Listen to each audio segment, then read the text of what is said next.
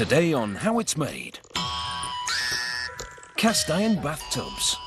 We take a plunge into something hot and steamy. Hopi Kachina dolls. Traditional Native American figurines. Mine truck engine rebuild. If you think the engine's big, wait till you see the truck it came from. And memory cards. Hopefully, you won't forget this one in a hurry. But first... The cast iron bathtub made a big splash in America in the 1800s as a horse trough and a hog scalder, which could also serve as a bath. The iron's heat-retaining properties meant that if it was filled with hot water, it would stay hot for a long time. So the horse trough soon became more popular in the bathroom than the barnyard. It can be said that this invention has got a lot of people into hot water. And of course, a few rubber ducks along the way. Today, cast iron bathtubs are made from scrap metal. Things like old heating radiators, water pipes, manhole covers, and even some car parts.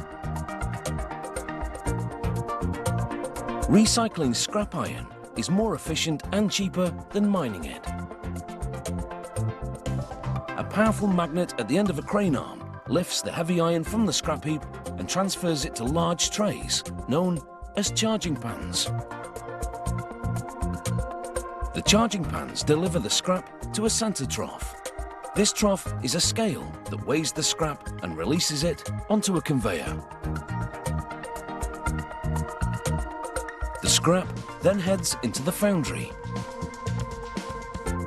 Inside, it flows directly into a huge electric induction furnace, heated to 1,400 degrees Celsius. The scrap iron melts into a pool of molten metal. They run this furnace around the clock, and it's always 2/3 full, so that newly added scrap metal melts quickly. Hydraulic cylinders tip the furnace forward. The molten iron flows into a ladle.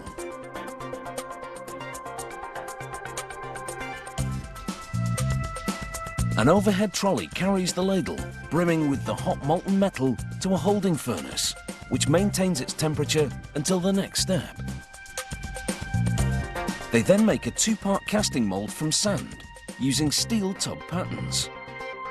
To make one half of the mould, they fill a tub pattern with a mix of moist sand and clay. Hydraulic rams pack it down, and the mix takes the shape of the pattern.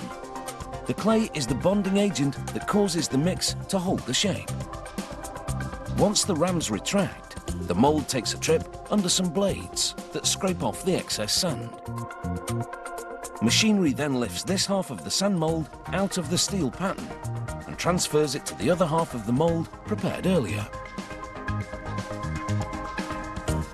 The two bathtub moulds now come together, leaving a small gap between them.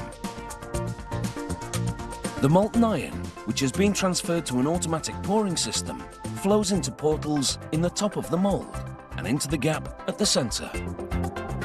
The bathtub moulds then move to a cooling line, and after cooling here for 20 minutes, the iron inside solidifies. Then, it's into a shaker device, which breaks apart the sand mould, revealing the newly cast iron bathtub. A robot retrieves the bathtub and stacks it. Next, specially formulated glass powder is sprayed onto the tub. It's an undercoat for the enamel finish. The bath is then baked until it's red hot. In the heat, the glass powder melts and bonds to the iron tub. A hydraulic device called a manipulator sets the bath on a pedestal. The pedestal swivels as they apply 2 more coats of ground glass. These are the enamel top coats. On contact, the glass mixture melts onto the undercoat. The layers of glass form a permanent bond with the cast iron. Between coats, the tub cools and they send it back into the furnace for a reheat. They place a mask in the base of the enamel tub. The mask is like a stencil. A robot blasts fine aluminium oxide particles into the open areas of the mask. This etches an abrasive finish, leaving a subtle pattern on the surface of the bathtub. The pattern looks good, but also provides a non-slip surface. The masks come in a variety of patterns for different looks. And that's it. The bath's now ready for you to lie back and have a good soak. Unless you want to use it like originally intended, as a pig scalder. Which, given the state of my bathroom, I think someone has.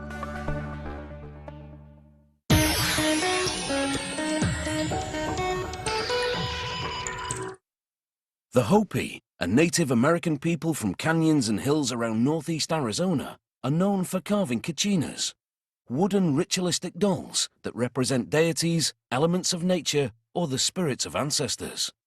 They're traditionally presented in a dance ceremony to the girls of the community.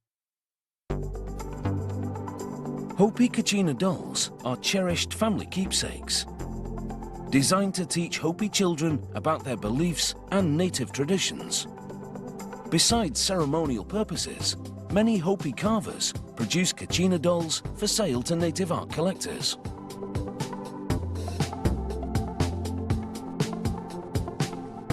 The carver uses knives of different sizes, sharpening the steel blades every 10 or 15 minutes to prevent dulling.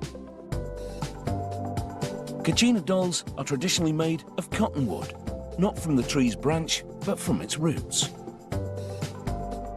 The carver begins by shaving off the thin outer bark. With a straight cut from one side to the other, he shapes a part of the single feather, which will adorn the top of this doll's head. He makes a series of vertical cuts to form the face and hairline. He continues carving the head. Then with a wood-burning tool, burns in a square outline of the face. He shaves away wood around and below to make the face protrude. He then forms the face in more detail. Then picks up the wood-burning tool again, this time to delineate the neckline and the doll's robe.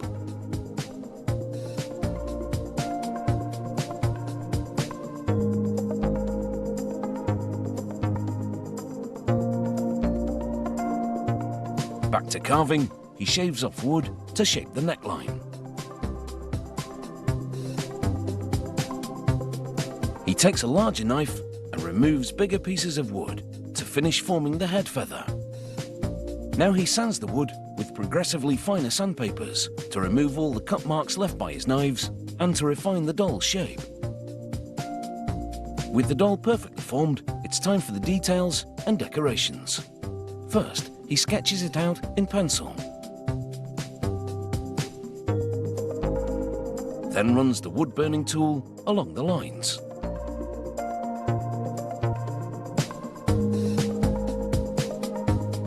He decorates the body. Then moves on to the doll's hair and facial features. It's these details which bring the doll alive.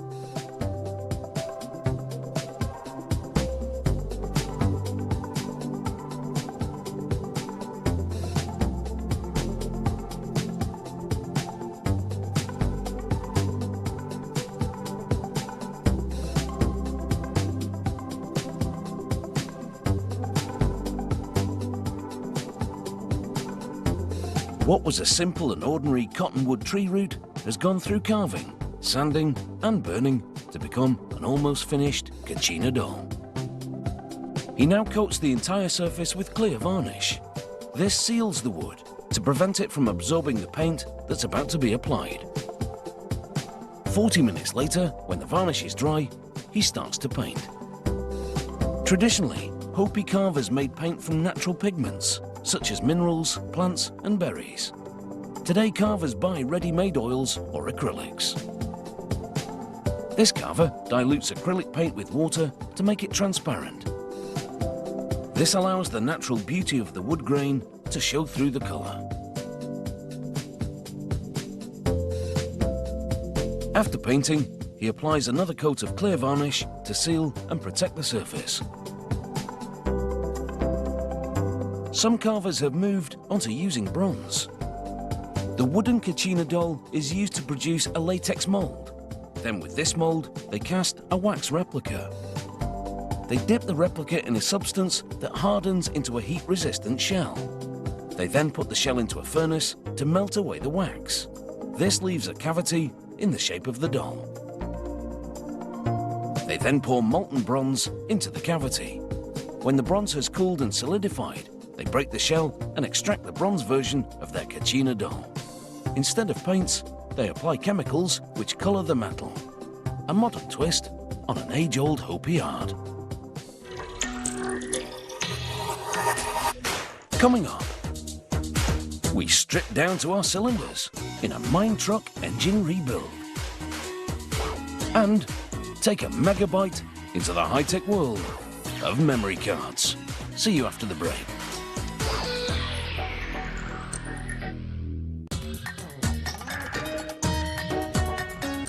Welcome back. The engine of a mine truck is a beast. The most powerful ones pack a mighty 24 cylinders, generating a massive 4,200 brake horsepower, at least 30 times more powerful than your average family saloon. But when they start to show the strain, well, it's time for a total rebuild. After 20,000 hours of hauling heavy rock, it's time for renewal. Mine truck engines are routinely rebuilt, not just once, but numerous times. It's cheaper than buying a new engine, and it saves precious resources. Each rebuild is a massive undertaking. Virtually every component of this diesel engine will be remanufactured or replaced. As the team dismantles it, they inspect each part for wear and tear. They take it down to the immense crankshaft, the heart of this mine truck engine. With the crankshaft removed, they pull the lengthy camshaft out of the cylinder block. With the engine now in pieces, they clean every part that's salvageable, including the huge cylinder block. A couple of hours soaking in a hot sodium phosphate solution removes the grease and exposes the bare metal. Any imperfections are now more apparent. Using a depth gauge, any flaws like this crack are mapped out. It will need to be filled at a later stage. Next, a high-speed milling tool carves off a thin layer of the steel, taking the cylinder block's finish from grimy grey to bright and shiny. It creates a smooth, uniform surface for sealing gaskets around the cylinders later. The cylinder block now looks like new. The crankshaft has also undergone an extensive cleaning. Machinery now grinds the outside diameter to a precise tolerance, equivalent to 1/20th of a human hair. This will allow the new thicker bearings to fit to it. Weights are now clamped to the crankshaft. These weights mimic the load of engine parts like pistons and rods, as they now balance this critical part. The crankshaft rotates, and sensors detect vibrations and pinpoints the problems. After more grinding, they test it again to confirm that the crankshaft is balanced. Back to the camshaft, a black marker is used to highlight wear patterns. A grinder evens up the wear, and it also machines the profile of each lobe as it follows a metal camshaft master. The black marker lines vanish as the wear lines are smoothed and the profile of the camshaft is improved. The rods that connect the piston to the crankshaft have been cleaned. They're placed in a special honing machine. 4 arms with abrasive ends grind the inside of the rod head. This sizes the inner diameter to enable the rod to fit to the other end of the revamped parts. Once all the parts have been cleaned and machined, the engine is ready for reassembly. Using a crane, the crankshaft is lowered back into the cylinder block. It's secured at one end with a metal bracket called a main cap. There are 9 main caps in total. The crankshaft is spun to confirm that it rotates freely before the rest are fitted. With the piston now attached to one end of a connecting rod, the other end is slid into the cylinder block. This particular engine has 16 cylinders. It's considered mid-sized for mining trucks. Once the gaskets have been fixed to the cylinder block, they bolt the cylinder heads to it. There are hundreds of parts in one of these monster engines, and it takes 700 man-hours for one rebuild. With this mine truck engine now fully assembled, they hook it up to a dynamometer to measure its performance. They'll run it at full power to confirm that it's firing on all cylinders and performing to the max. Strong and heavily built, this 9-ton diesel engine is now ready to go back into service. I'm just glad that I don't have to pay the fuel bill.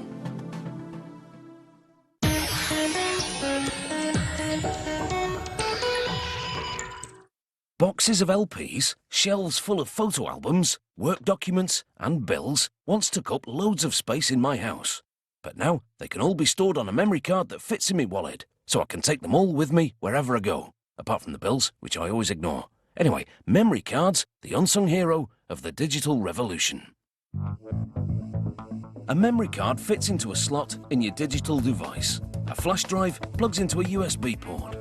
The key component of both formats, a memory chip, produced in a factory that's 1,000 times cleaner than a hospital operating room. It all begins with a wafer, a thin disc of pure silicon, a non-metallic natural element which conducts electricity. An automated container system moves the wafer through more than 800 operations. At each stop, the wafer receives one of several layers of non-conductive materials, such as silicon dioxide, and conductive materials such as copper. The machines coat the layer with a light-sensitive fluid. Then they shine UV light through a glass stencil of the complex pattern of electrical circuitry. The exposed areas of fluid chemically react, blocking the material directly underneath to form the circuitry pattern. Chemical baths then remove the surrounding fluid and material, leaving only the layer of circuitry. Electrical pathways 2,000 times narrower than a human hair. A robot tests the circuitry of every memory chip on the wafer. A single wafer measuring 30 centimeters in diameter yields hundreds of memory chips. The goal is to make those chips as small as possible. That's why this operation thins the chips by grinding away 2/3 of the silicon from underneath the wafer. The final step, before cutting the wafer into individual memory chips, is to apply tape to hold the soon-to-be separated chips together.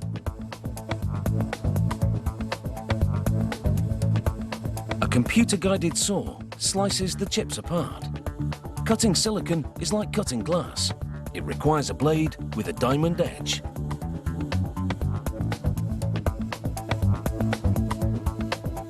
In the next step, a robotic arm following the wafer map generated earlier picks up the chips which pass testing and attaches each one to a fiberglass lead frame. The term lead refers to the frame's pins, which connect the chip to the digital device. Another robot wires the chip to the lead frame with gold thread that's about the width of a human hair. Gold is very conductive. These wires complete the pathways.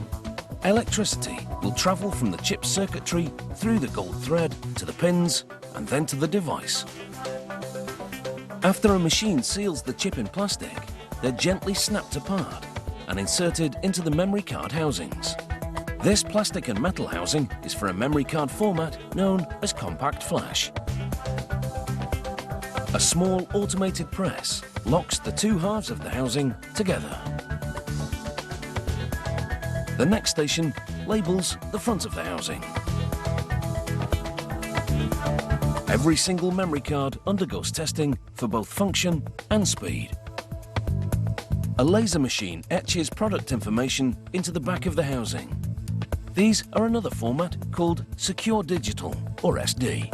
They're assembled and labelled just like the compact flashcards. When the finished memory cards come off the assembly line, workers conduct a final visual inspection.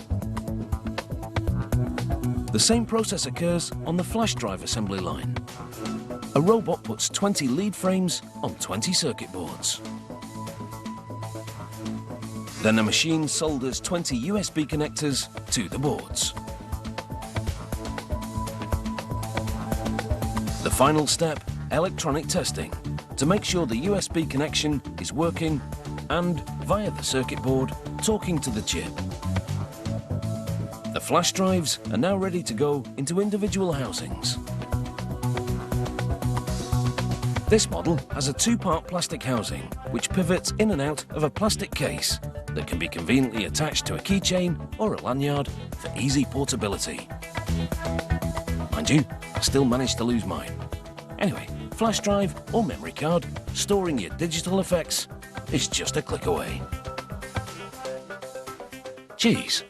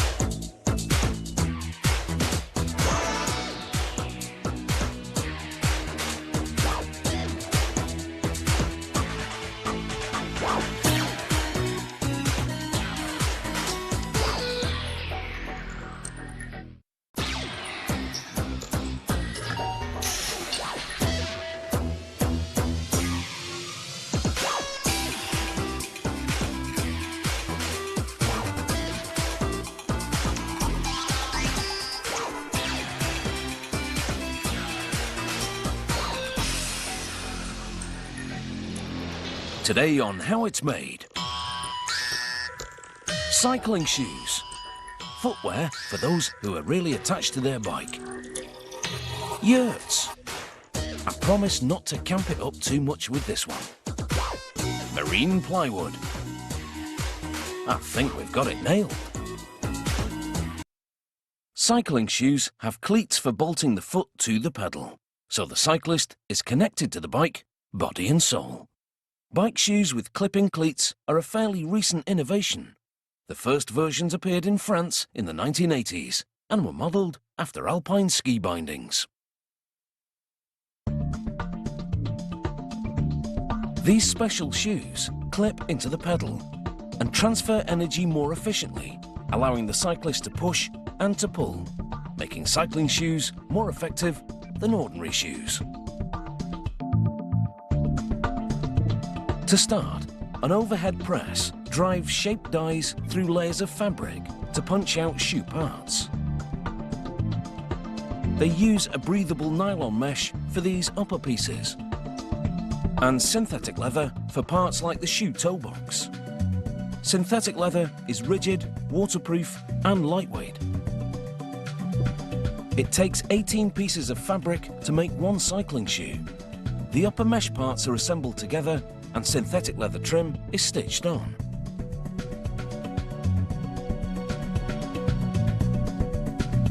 A synthetic leather side with vent holes is added to give the cycling shoe structure.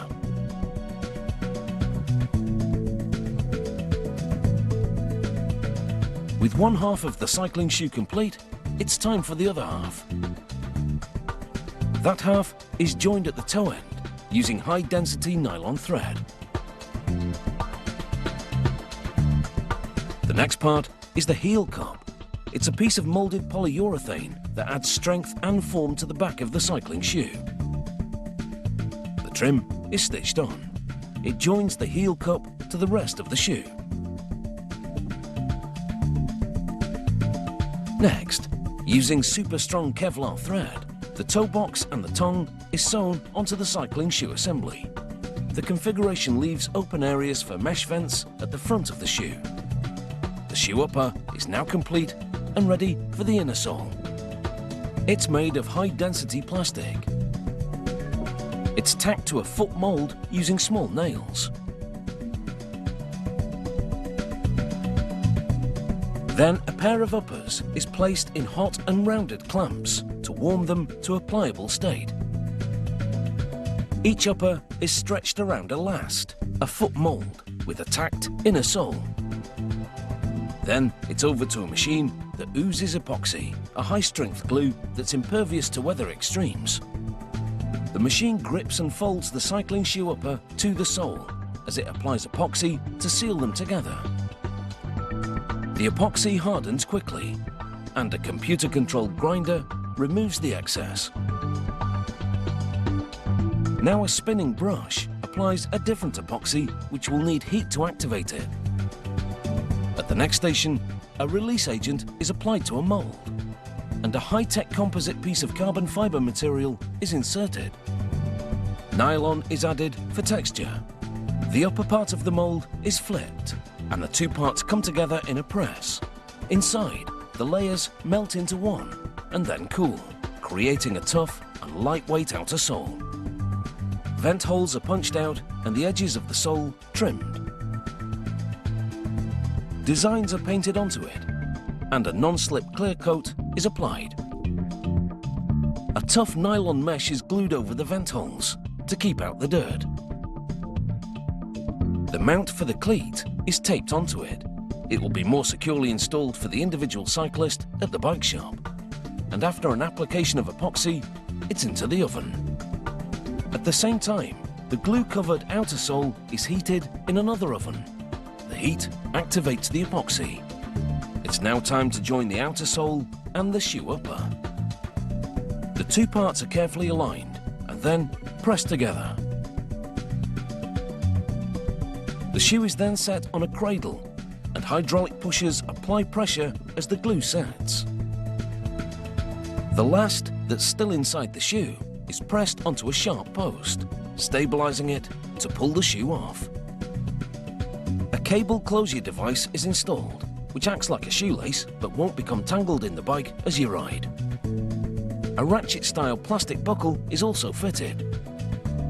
Crafted by hand using high-tech materials, it's taken about an hour to make these cycling shoes, and now they're ready for a spin.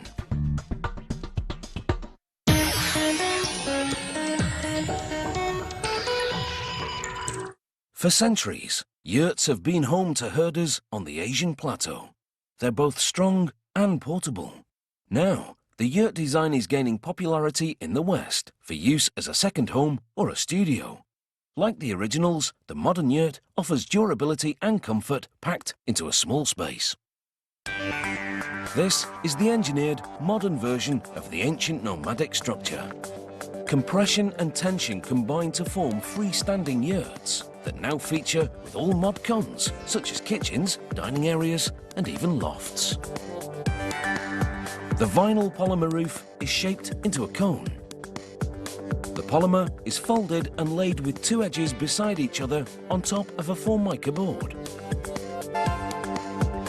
Using a hot air welder, the two edges are melted together. A vinyl laminate valance is heat welded to the bottom perimeter of the roof, creating a watertight connection. Together, the entire bottom perimeter of the roof is pulled through the heat welder. In the woodworking area, a hole is drilled into a roof rafter. Then, a notch is cut into it with a router. It will eventually fit over a support cable.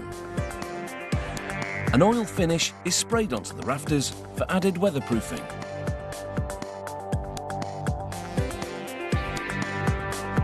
To prevent the rafter from slipping off its cable, a keeper bolt is screwed into a brass thread in the hole.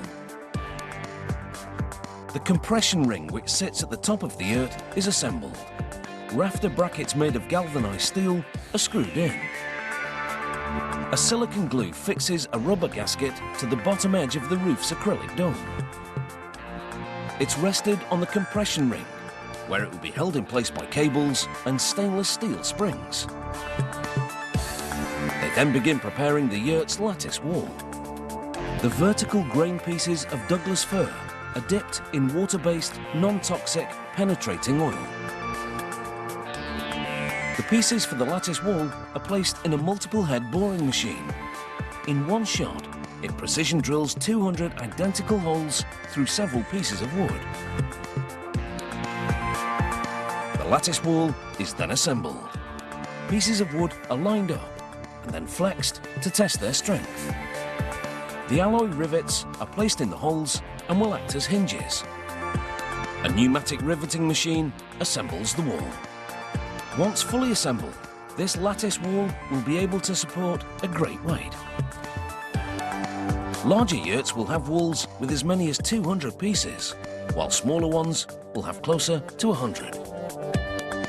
Once riveting is complete, it's checked to make sure that the wall spreads properly. On site, the lattice wall is then erected. Both ends of the lattice are bolted to the door jambs. A galvanised aircraft cable is placed in the upper notch of the lattice wall. Rafters are attached to the compression ring. The ring end of the rafter is attached to the brackets with a through bolt, while the wall end of the rafter attaches to the cable. The rafters are made of machined, stress-rated wood, which can withstand the weight of snow. The compression ring is then levelled, and a polyester insulation lining is draped over the rafters and fastened securely in place. The lining is covered with another highly efficient reflective insulation.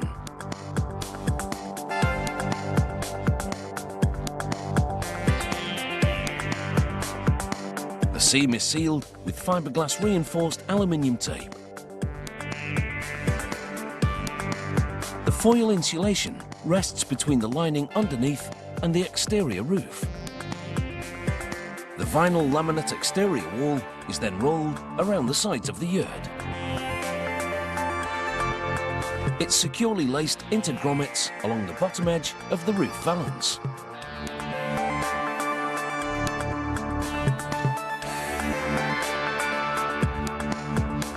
The acrylic dome is hoisted up to the top of the roof and positioned on the compression ring frame.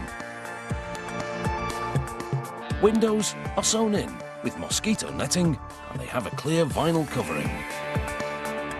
And now the yurt is finally up. Happy holidays.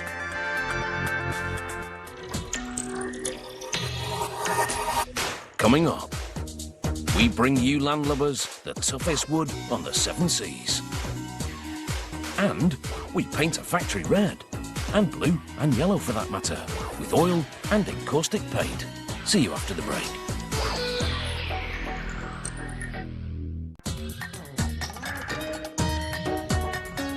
Welcome back. Marine plywood is used in the construction of docks and boats. Normal plywood deforms in such wet environments. Marine plywood, though, isn't affected by moisture because it's made from sheets of a tropical hardwood. It's naturally water-resistant and it's also bonded with a water-resistant glue. Marine plywood is used for flooring, bulkheads and furniture in boats. The surface is a decorative type of wood veneer, such as oak, maple, teak or mahogany. The core, however, is made of bonded layers of akume, a water-resistant species that grows in the hot and humid equatorial forests of Africa. When the akume logs arrive at the factory, an automated chainsaw cuts half of the shipment into pieces, measuring the length of a finished panel of plywood, and the other half into pieces measuring the width of a finished panel. This produces logs with the grain running in one direction, as well as logs with the grain running in the opposite direction. This is critical, because when they construct the plywood, they alternate the grain directions to add strength. Next, the logs go through a series of rotary blades, which progressively shave off the bark. The logs now enter the rotary peeling machine. It works like a giant pencil sharpener, shaving off a continuous thin sheet called a ply, hence the term plywood. The ply is between 1 and 3 millimeters thick, depending on its position in the finished panel. Blades on both sides trim the ply, producing neat, straight edges. The machine then rolls the ply up. The next machine unwinds the continuous ply, and slices it into separate plies. If the log that produced this roll was cut to the 2.5 metre length of a finished plywood panel, then this machine makes a cut every 1.2 metres, the width of that panel, and vice versa. This particular piece of plywood has a 5-ply core. 3 of the plies remain dry, while 2 go through this machine, which rolls strong water-resistant glue simultaneously on both sides. And now assembly can begin. Alternating the grain directions, the first ply is a dry one, and the second a glued one. The bottom of it sticks to the ply underneath, and the top to the dry third ply that goes over it. The next ply, the fourth, is a glued one. The bottom sticks to the ply underneath, and the top to the fifth and final dry ply above. A pneumatic staple gun then joins the core along the front edge, so it doesn't come apart as it enters the press.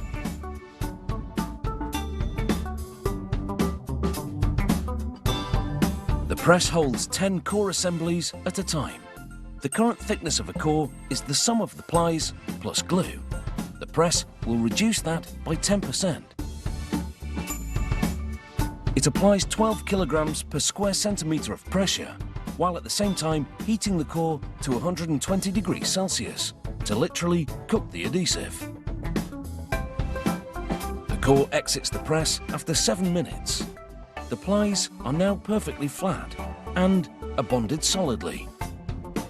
The wood veneer for the core's decorative facing is very thin, barely more than ½ millimetre. To create a pattern resembling a hardwood floor, 2 strips at a time are joined together with a wavy thread of glue. Next, they join the 2 mated strips to 2 others, and so on, until the assembled veneers are the length and width of the plywood core. The core, meanwhile, goes through the glue machine, which coats both top and bottom with adhesive. The veneer sheet is also glued, but only on one side. The veneer is laid glue side up, and the core is placed onto it.